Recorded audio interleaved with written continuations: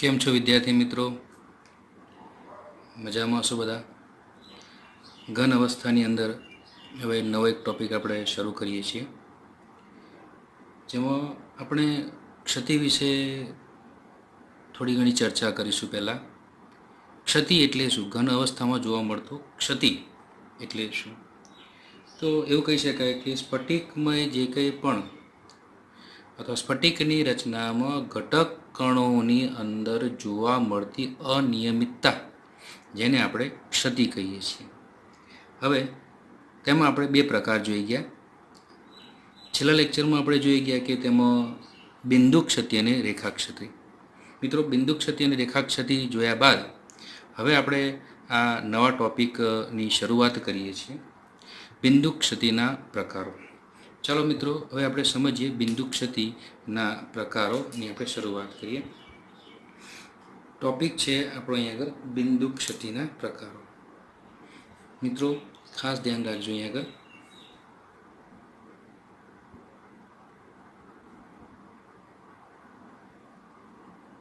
બિંદુ ક્ષતિના પ્રકારો.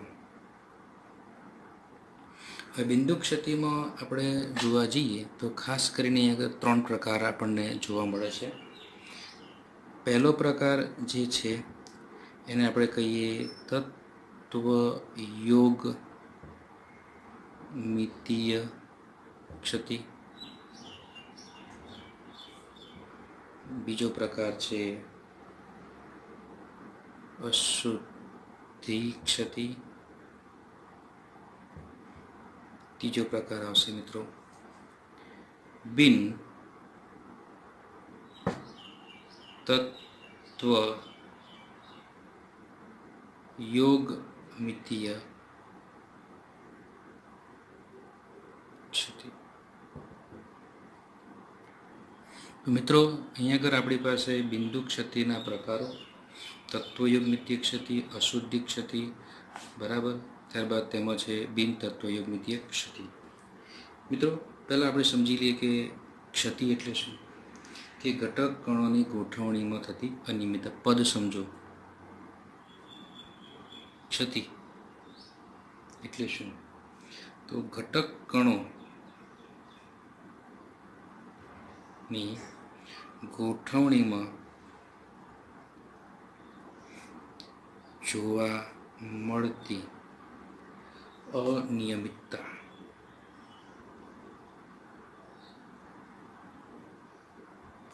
બરાબર, તેને આપણે શું કહીએ છીએ? ક્ષતિ કહેવામાં આવે છે.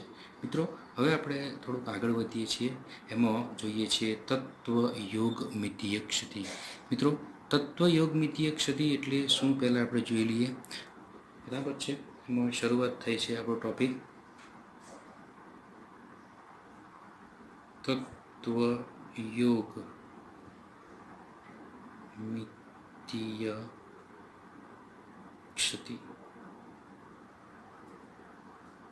મિત્રો ખૂબ જ સરળ અને ખૂબ જ ઇઝી આ ટોપિક છે. તમે એને સમજી શકો છો કઈ રીતે આપણે જોવાનું, શું કરવાનું છે. તત્વ યોગ મિતીય ક્ષતિ એટલે કે આમાં ક્ષતિ હોય, ખામી હોય, ઉણપ હોય, પણ ઘન પદાર્થની તત્વ યોગ મિતિયને ખલેલ પહોંચતી નથી. ખલેલ પહોંચતી નથી એટલે ભલે ક્ષતિ હોય, ખામી હોય, બરાબર છે, પરંતુ તેના ઘટક કણો જે અમુક ગણતરી પ્રમાણે સ્ફટિકમય હોવા માટે જરૂરી છે તે ચોક્કસપણે ત્યાં જોવા મળી શકે છે. તો અહીં આગળ શરૂઆત કરીએ તો જેમાં ઘન પદાર્થની આ પ્રકારની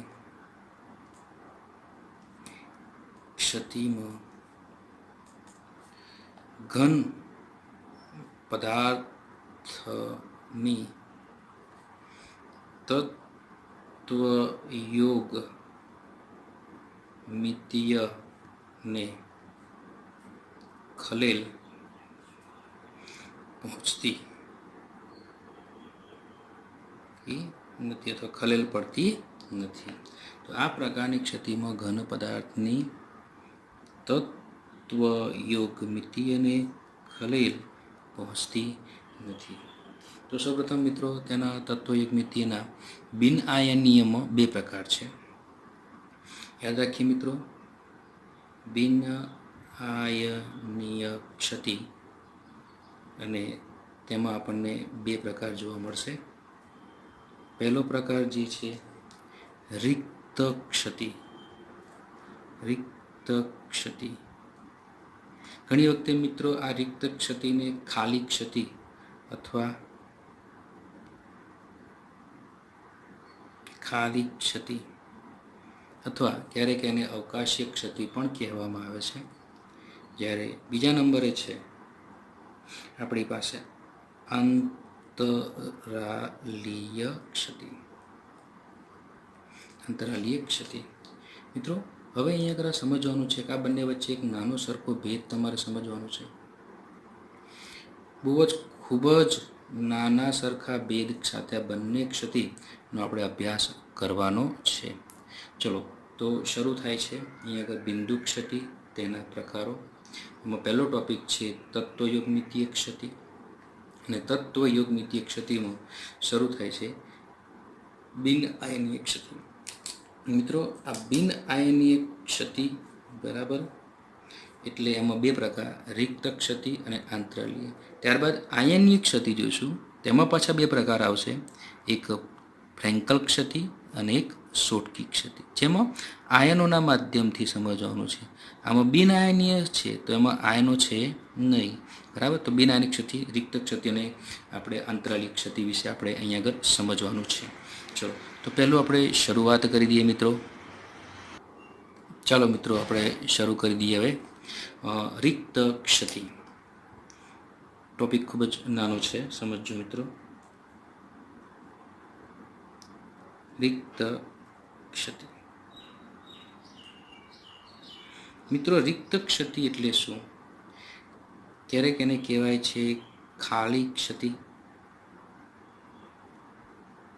અથવા ક્યારેક એને કહેવાય છે અવકાશીય ક્ષતિ. તો આના નામ પરથી જ છે, ખાલી જગ્યા પડવાના કારણે ઉદ્ભવતી ક્ષતિ અથવા અવકાશ એટલે કે જગ્યા ઉદ્ભવવાના કારણે થતી ક્ષતિ, બરાબર. તેને આપણે રિક્ત પ્રકારની ક્ષતિ કહેવામાં આવે છે. તો આમાં એવું કહેવાય છે કે જ્યારે કેટલાક લેટાઈ સ્થાન અથવા લેટી સ્થાન એ સ્ફટિક રચનામાં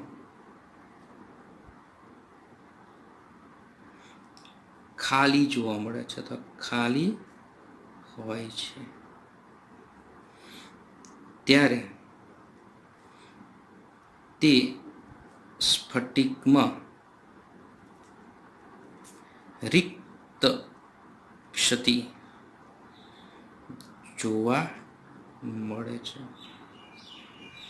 મિત્રો શબ્દોને સમજો.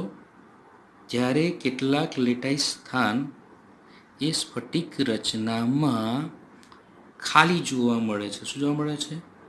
ખાલી જોવા મળે છે. તો સ્ફટિક રચના આપણે બનાવીએ, તેમાં લેટાઈ સ્થાન છે. લેટાઈ સ્થાન કેવા જોવા મળે છે?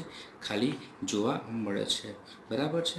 સમજો મિત્રો, માન લો કે તમારી પાસે આ એક લેટાઈસ રચના અહીંયા બનાવવામાં આવે છે. હવે લેટાઈસ રચનાને આપણે સમજીએ કે માન લો કે તમારી પાસે આ ઘટક કણ, અહીંયા આગળ તમારી પાસે ઘટક કણ, અહીંયા આગળ તમારી પાસે ઘટક કણ, આ બધા ઘટક કણોની ગોઠવણી છે. ઘટક કણોની એક ગોઠવણી તમારી પાસે આપેલી છે. તો હાલમાં આ જે ગોઠવણી જે છે તેને મિત્રો આપણે નિયમિત ગોઠવણી કહીએ છીએ. શું કહીએ છીએ? આને નિયમિત ગોઠવણી કહેવામાં આવે છે. પરંતુ મિત્રો આ હરોળમાં એટલે કે હવે આ થયું સ્ફટિક રચના અને તેમાં કેટલાક લેટાઈ સ્થાન ખાલી જોવા મળે છે. તો આમાંનો કોઈ એક બે ઘટક કણ દૂર થઈ જાય મિત્રો. માન લો કે તમારી પાસે એક ઘટક કણ છે પણ એ ઘટક કણ નથી, બીજો એક ઘટક કણ છે, ત્રીજો એક ઘટક કણ છે. એ રીતે તમારી પાસે આ ઘટક કણ છે, અહીંયા ઘટક કણ છે, અહીંયા આગળ છે, અહીંયા આગળ છે, અહીંયા ઘટક કણ છે, અહીં છે, અહીં નથી અને અહીંયા આગળ છે. તો આ જગ્યાએ શું ઉત્પન્ન થયું મિત્રો? અવકાશ. શું ઉત્પન્ન થાય છે? અવકાશ ઉત્પન્ન થાય છે. અવકાશ એટલે કે ખાલી જગ્યા કહેવાય, અથવા લેટાઈ સ્થાન. શું કહેવાય છે તેને? લેટાઈ સ્થાન ઉત્પન્ન થાય છે. તો હવે આ જે ક્ષતિ જોવા મળે છે, આ નિયમિત ગોઠવણી પરથી આપણે આ ગોઠવણીમાં આવ્યા, તો આ ક્ષતિ જે જોવા મળે એટલે કે કેટલાક લેટાઈ સ્થાન એ સ્ફટિક રચનામાં ખાલી જોવા મળે. અહીંયા આગળ શું જોવા મળે છે? ખાલી જગ્યા જોવા મળે છે. ત્યારે તે સ્ફટિકમાં રિક્ત ક્ષતિ જોવા મળી શકે છે. તો શું થઈ જાય? તેને રિક્ત ક્ષતિ કહેવામાં આવે છે. મિત્રો, રિક્ત ક્ષતિમાં થાય છે શું? કે જે કંઈ પણ ઘટક કણો છે એ પદાર્થની અંદર શું છે? ઘટક કણો સ્ફટિક રચનામાં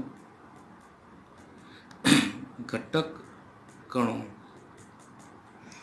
ઓછા જોવા મળે છે.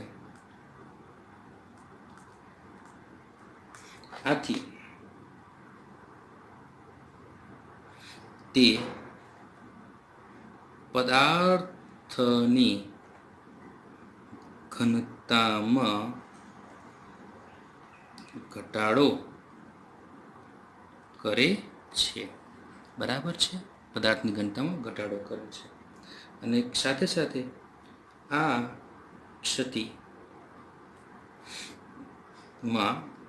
જ્યારે પદાર્થને ગરમ કરવામાં આવે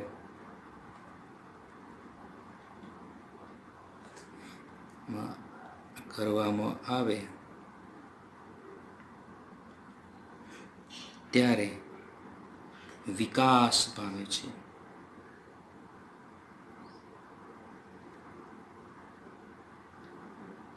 તો મિત્રો, અહીંયા આગળ રિક્ત ક્ષતિ એટલે શું?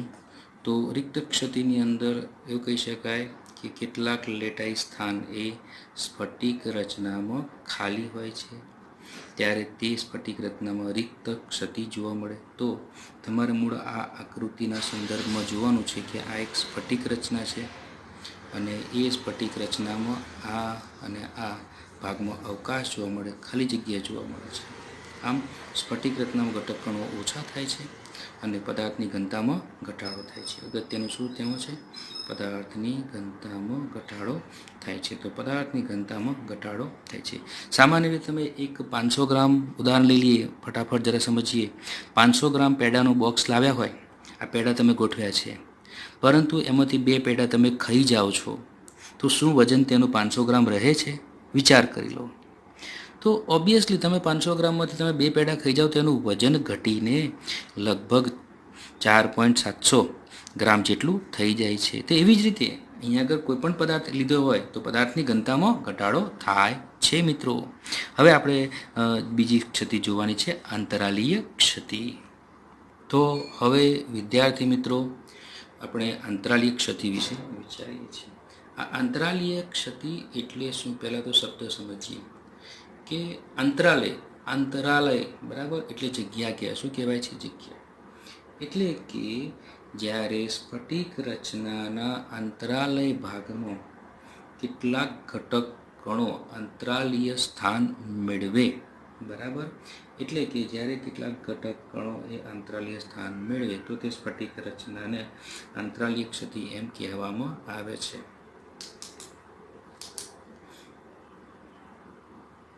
જ્યારે સ્ફટિક રચનામાં કેટલાક ઘટક કણો એ અંતરાલીય સ્થાન મેળવે છે ત્યારે તે સ્ફટિકમાં અંતરાલીય ક્ષતિ ઉત્પન્ન થાય છે અથવા અંતરાલીય ક્ષતિ જોવા મળે છે. વધુ નથી કહેતો મિત્રો, આમાં સમજી શકો છો તમે કે એક સ્ફટિકની રચના છે તો માની લો કે તમારી પાસે આ એક સ્ફટિકની રચના છે, એક ઘટક કણ, બીજો ઘટક કણ, ત્રીજો ઘટક કણ, ચોથો. એ જે તમારી પાસે આ એક બધા ઘટક કણો મેં ગોઠવેલા છે. ઘટક કણોની આ રચનાની અંદર, બરાબર. તો આ ઘટક કણોની આ એક જે રચના પડી છે, એ ઘટક કણોની અંદર આ વચ્ચે કેટલોક અવકાશ, કેટલીક જગ્યા જોવા મળે છે. તો અહીંયા આગળ સમજવા જેવી વાત છે મિત્રો, કે જ્યારે સ્ફટિક રચનામાં કેટલાક ઘટક કણો એ, સમજો, કેટલાક ઘટક કણો એ, આ ઘટક કણો એટલે શું? ઘટક કણો એટલે એને આપણે અણુ પણ કહીએ છીએ, એને પરમાણુ પણ કહેવામાં આવે છે, તેને આયન પણ કહેવામાં આવે છે. તો મિત્રો અહીંયા આગળ શું થઈ જાય છે કે આ અંતરાલીય સ્થાન મેળવે છે. શું કરે છે? ઘટક કણો અંતરાલીય સ્થાન મેળવે છે. તો અહીંયા આગળ આ કોઈ ભાગની અંદર અહીંયા આગળ બીજો એક કોઈ ઘટક કણ આવીને ગોઠવાઈ જાય છે. બીજો કોઈ ઘટક કણ અહીંયા આગળ આવીને માન લો કે ગોઠવાઈ જાય છે. બીજો કોઈ પણ એક ઘટક કણ અહીંયા આગળ આવીને ગોઠવાઈ જાય છે. ઘટક કણ આવીને ગોઠવાઈ જાય છે. તો આ ઘટક કણ થયો, તો આને કહેવાય આંતરાલીય સ્થાનમાં નો ઘટક કણ. ઘટક કણ, બરાબર. તો આ તમારી આંતરાલીય ક્ષતિ ત્યાં આગળ પૂર્ણ થાય છે. હવે મિત્રો આંતરાલીય ક્ષતિ થાય એટલે શું થયું? શું મિત્રો, જ્યારે સ્ફટિક રચનામાં કેટલાક ઘટક કણો એ આંતરાલીય સ્થાન મેળવે છે, ત્યારે તેમાં સ્ફટિકમાં આંતરાલીય ક્ષતિ જોવા મળે છે. એટલે કે મિત્રો નોર્મલ સમજીએ કે તેની અંદર સ્ફટિકના ઘટક કણોનો વધારો થયો કે ઘટાડો થયો? હમણાં આગળ આપણે જોઈ ગયા ઘટક કણોનો ઘટાડો થયો. જ્યારે અહીંયા આગળ આંતરાલીય સ્થાન મેળવે છે, માટે અહીંયા આગળ શું કહે છે કે સ્ફટિકમાં ઘટક કણોનો વધારો જોવા મળે છે. એટલે કે આ ક્ષતિથી અથવા આ ક્ષતિ એ પદાર્થની ઘનતામાં વધારો કરે છે. શું કરે છે? વધારો કરે છે. તો પદાર્થની ઘનતામાં વધારો થતો જોવા મળે છે. તો આને આપણે આંતરાલીય ક્ષતિ એમ કહેવામાં આવે છે. ઓકે, થેન્ક યુ મિત્રો.